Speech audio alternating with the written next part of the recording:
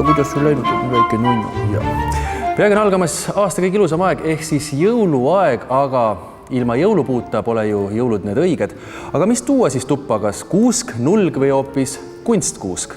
Kunstkuusk on, ma arvan, tõelise loodussõbra lemmik, sellepärast et üks kord ostad ühel aastal ja teda saab mitu aastat järjest kasutada. Ja mida tänapäeval võib veel öelda on see, et kõik kunstkuused on äärmiselt tõetruud ja nad on väga tavakuusele lähedased, et aeg iga aasta läinud edasi, et valmistatakse väga loodussarnaseid kuuski.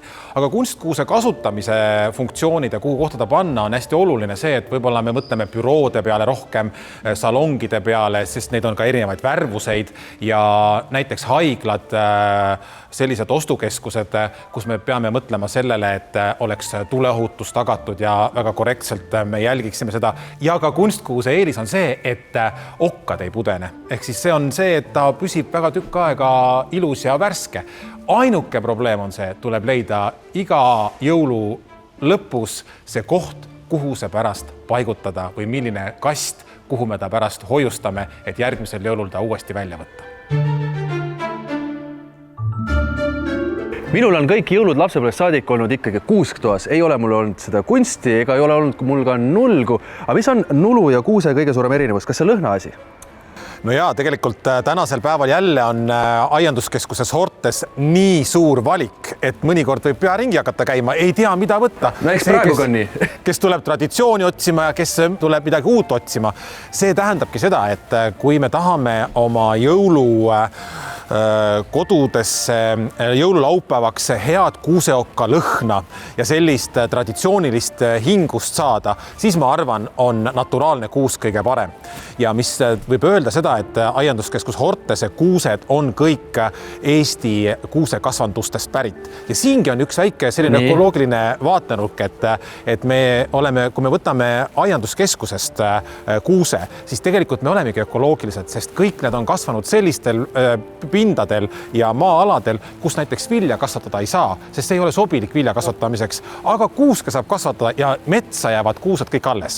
Ehk siis tegelikult võib esmapilgu tunduda, et issand jumal, ma lähen nüüd ostan kuskil keskusest selle kuuse, mis on nüüd kuskil maha lõigatud, tegelikult ongi see ökoloogiline jalajälg on tegelikult palju väiksem. Absoluutselt, see on ka väga tore teada. Ja mis veel toredam on see, et näiteks kui sa tahad olla veel praegu kodune ja mitte välja tulla, siis aianduskeskus Hortes on olemas ka väga hea internetikauplus, kust on võimalik tellida kuuske ja see kuus tuuakse sulle koju. Või kui sul on näiteks, tahaksid sa viia ka oma emale või su ema on näiteks teises Eesti otsas. Tahaks üllatuse teha? Tahaks talle saata, siis sa võiksid kasutada just seda internetikauplust, kus sa saad tellida ja kuller viib temale selle koju ja väga ilus jõulukingitus minu meelest. No minul tuleb see kuller nagu nii tellida, sest et mul autos istmed maha ei käi ja ma kuuse pean kuidagi tuppa saama ja sellist ma taha istmel ei pane. Aga kui me räägime nulust natukene.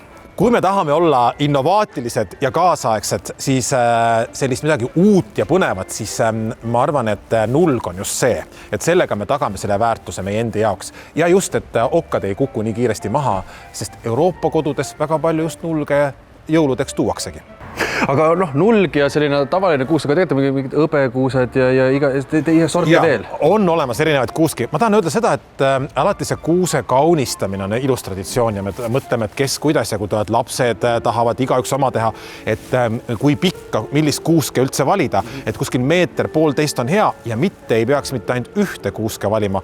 Kõik kodud on erineva suurusega, ehk siis on suured kodud ja väiksed kodud ja suurde kodu võib osta ju mitu puud, ehk siis suure kuuse, meeter, 2 meetrit suure ja siis kindlasti lastele ja kõikidele teistele ka väiksemad. Meil on olemas toredad küpressid ja väiksed kuused, mida saab igaüks oma soovi järgi, kas millist moodi tahab ehtida.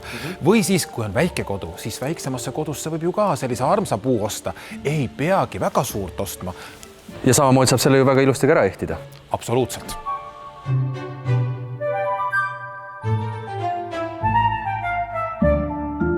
Hortese valik on suur ja lai ja mina soovitan teil minge ise kohale, kas siis Tähesaju Hortesesse või Laagri Hortesesse, aga kindlasti visake pilk peale ka hortes.ee e-poodi.